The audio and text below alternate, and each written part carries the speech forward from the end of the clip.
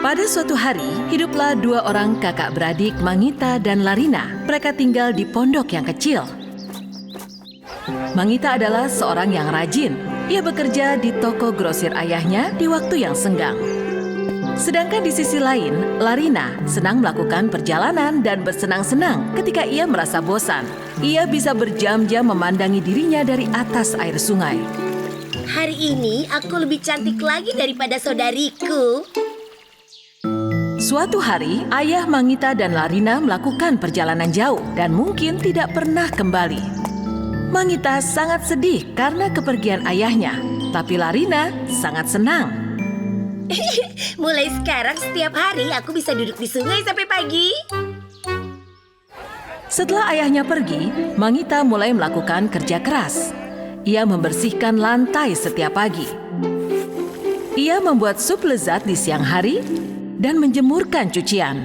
Larina hanya menghabiskan waktunya untuk mengganggu saudara perempuannya saja. Ia mengotori karpet di dalam rumahnya, menuangkan air dingin ke dalam sup yang sedang dimasak. Kenapa supnya masih dingin? Karpet ini juga kotor lagi, padahal aku baru saja membersihkan. Hewan yang sering kau kasih makan yang telah mengotorinya. Suatu hari, Larina sedang keluar untuk berjalan-jalan di dalam hutan. Ia mencabuti buah-buah yang belum matang dan melemparkannya ke dalam sungai. Sementara itu, ada seorang wanita tua yang berjalan pelan menghampirinya. Halo gadis cantik, aku sangat lapar. Bisakah kau juga memberikanku buah? Larina memberikan wanita tua itu buah stroberi liar yang tidak manis, yang baru saja dipetiknya. Ibu, makanlah sebanyak yang kau mau. Ini adalah buah stroberi yang paling enak seluruh dunia. Wanita tua itu merasa perutnya sakit setelah ia memakan buah stroberi tersebut. Apa ini stroberi yang enak?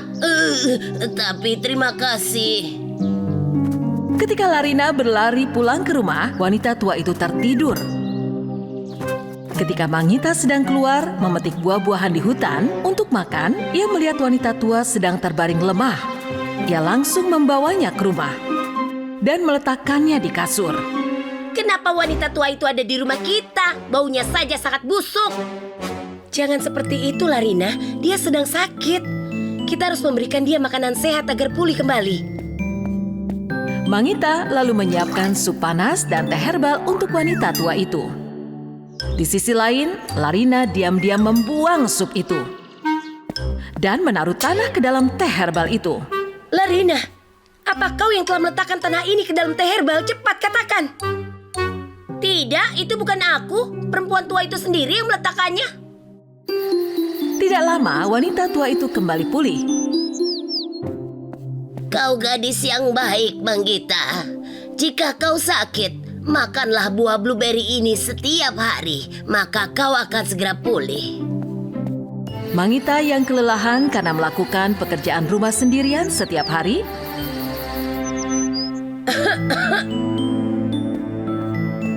akhirnya jatuh sakit dan terbaring sakit di kasur. Larina, tolong ambilkan blueberries yang pernah diberikan wanita tua itu.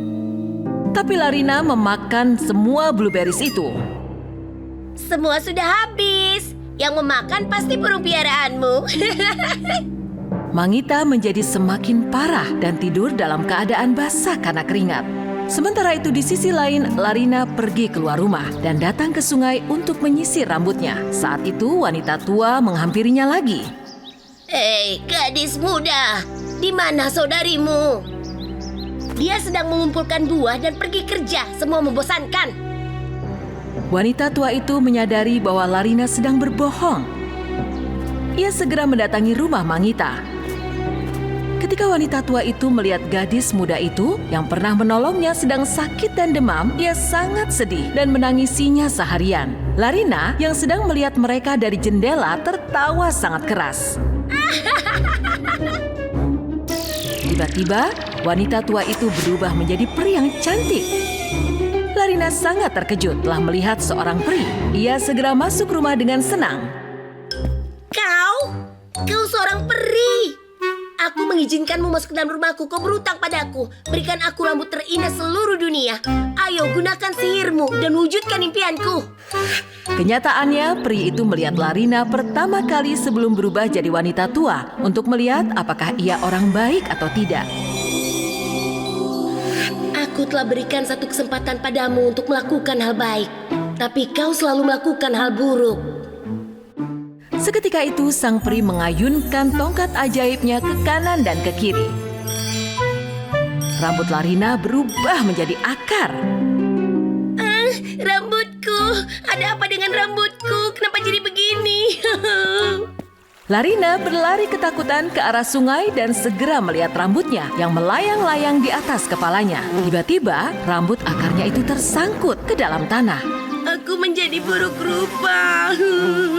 Aku tidak mau lagi melihat diriku.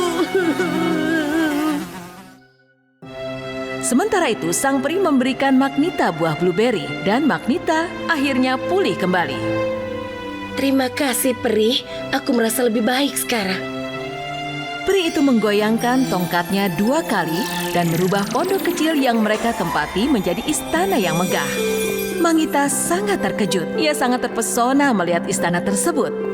Semua kebaikan akan mendapatkan balasannya, dan ini adalah hadiah untukmu. Terima kasih, peri. Tapi bagaimana dengan adikku? Apa yang terjadi? Adikmu akan selamanya memandangi wajahnya yang buruk rupa di atas sungai. Tapi aku sangat menyayangi adikku. Untuk apa aku hidup di tempat yang megah ini tanpanya? Tolonglah, peri, berikanlah kami kehidupan yang bahagia. Itu saja permintaanku. Peri itu sangat bahagia ketika ia mendengar kalimat dari Magnita. Pertama, ia langsung merubah istana megah kembali menjadi pondok kecil lagi. Kemudian, ia mendatangi Larina dan mengembalikan rambut akarnya seperti semula dengan tongkat ajaibnya. Larina memeluk Magnita dengan bahagia. Kau menyelamatkanku. Maafkan aku. Aku berjanji akan menjadi orang yang baik. Saat itu, Larina menyadari kesalahannya, bahwa kebahagiaan itu dengan menolong orang lebih berarti dari segalanya. Karena kebahagiaan menjadi lebih indah ketika kita saling berbagi. Di sebuah tempat yang jauh sekali, ada sosok monster yang hidup di padang pasir. Apalagi, dia hanya diberi makan dari tanaman dan biji yang baru tumbuh. Tidak jauh dari sana, ada sebuah kerajaan. Dia belum menemukannya dan belum pergi dan memakan tanahnya. Raja dan ratu di kerajaan ini belum memiliki seorang anak dan mereka sangat sedih dengan keadaan tersebut. Suatu malam, sang ratu tak dapat tidur. Dia menyelinap keluar dari kerajaan. Dia berjalan mengelilingi padang pasir walaupun sosok monster tahu keberadaannya. Dia tidak coba mendekatinya dan menyakitinya. Karena monster itu hanya memakan semua tanaman dan tanah segar. Tepat pada saat itu, terlihat bintang jatuh di angkasa dan meninggalkan tanda hijau di jalurnya. Melihat bintang yang jatuh, sang ratu segera membuat permohonan. Oh, seandainya aku punya anak, agar aku bisa memeluk dan membesarkannya dengan cinta. Tiba-tiba, sesosok peri bintang muncul di hadapannya. Kau adalah seorang peri. Apakah ini benar-benar nyata apa yang aku lihat? Ya, ratuku, aku telah mendengar doa dan akan mengabulkannya. Jika kau ingin memiliki anak, kelilingilah padang pasir ini selama 7 hari, siang dan malam. Maka akan terkabullah segala permohonanmu. Sang ratu lalu berputar mengelilingi padang rumput selama 7 hari pada siang dan malam, mengikuti perintah dari peri bintang. Sementara itu, sang raja yang mengetahui bahwa sang ratu yang seharian belum kembali ke kerajaan telah hilang. Dan dia merasa sedih. Dan tepat di hari ke-7 di padang pasir, tempat ratu terakhir terlihat, sang ratu mendengar suara tangisan. Sang ratu menghampiri asal suara tersebut. Dia melihat sosok bayi mungil menangis di atas pasir. Seraya meraih dan membawanya dan kembali ke kerajaan. Sang raja sangat bahagia sekali ketika dia melihat ratu sehat setelah beberapa hari dan bayi yang lucu. Dia menggendong bayi tersebut menambah semakin lebih kebahagiaannya. Mereka menamai bayi mungil itu Putri Bumi. Tahun-tahun berlalu, Putri Bumi tumbuh dewasa dan menjadi seorang gadis yang sangat cantik. Hal yang digemarinya sejak dia kecil adalah bermain dengan pasir. Jika dia menggambar kupu-kupu di dalam pasir, kupu-kupu tersebut berubah menjadi nyata dan terbang mengelilinginya. Atau jika dia menggambar bunga, berubah menjadi bunga asli dan berbau sangat harum. Satu-satunya orang yang menyadari bahwa Sang Putri Bumi memiliki kekuatan ajaib adalah ayahnya, Sang Raja. Namun dia tidak mengatakan pada siapapun mengenai kekuatan sang putri agar tidak ada bahaya menimpanya. Suatu hari, ketika orang-orang menanam tanaman baru, hidung monster gurun itu mencium bau yang tajam. Dia segera menyadarinya, itu adalah bau tanah segar. Saat dia memikirkan pohon muda yang lezat dan biji-bijian yang akan ia makan, dia tidak bisa menahan dan dengan cepat mulai bergerak ke arah bau itu. Sementara orang-orang di kerajaan memperhatikan bahwa tanah mulai bergetar. Ada apa ini? Apa ini gempa bumi? Ini sesuatu yang lain. Menyadari tanah yang bergetar, sang raja dan ratu juga bergegas keluar dari balkon istana dan melihat monster gurun di kejauhan. Di bawah tanah bergerak menuju kerajaan.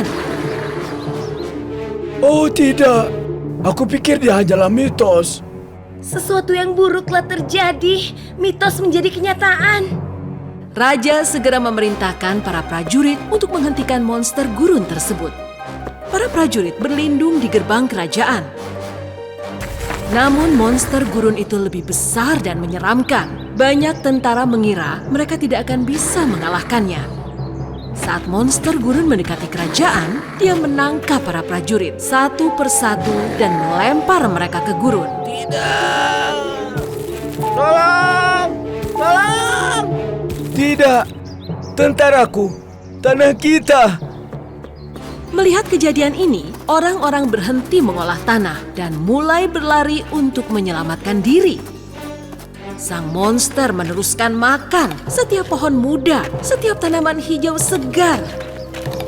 Saat orang-orang tidak tahu harus berbuat apa dari kesedihan dan ketakutan, Raja keluar dari istananya. Dengan sekuat tenaga, Putri Bumi mengikutinya. Putriku, putriku yang cantik. Tetaplah di istana bersama ibumu. Aku tidak ingin dia menyakitimu. Tidak, Ayah. Kau tahu aku bisa mengalahkannya. Aku bisa menyelamatkan kerajaan dan tanah kita, Ayah. Sang raja tidak menginginkan anak perempuan semata wayangnya, Sang Putri Bumi, untuk bertatap muka dengan monster gurun. Raja meninggalkannya, mengambil pedangnya, dan bergegas menuju monster yang sedang menyantap tanah yang subur. Raja mencoba menghentikannya, namun gagal. Sama seperti gurun, monster yang hendak menangkap raja dan melemparnya ke padang gurun. Putri Bumi tidak tahan lagi dan menggambar perisai di atas pasir. Perisai tersebut secara ajaib menjadi nyata.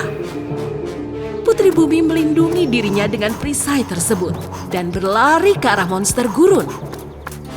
Walau monster gurun itu melempar pasir ke arah Putri, dia tidak bisa menghentikannya.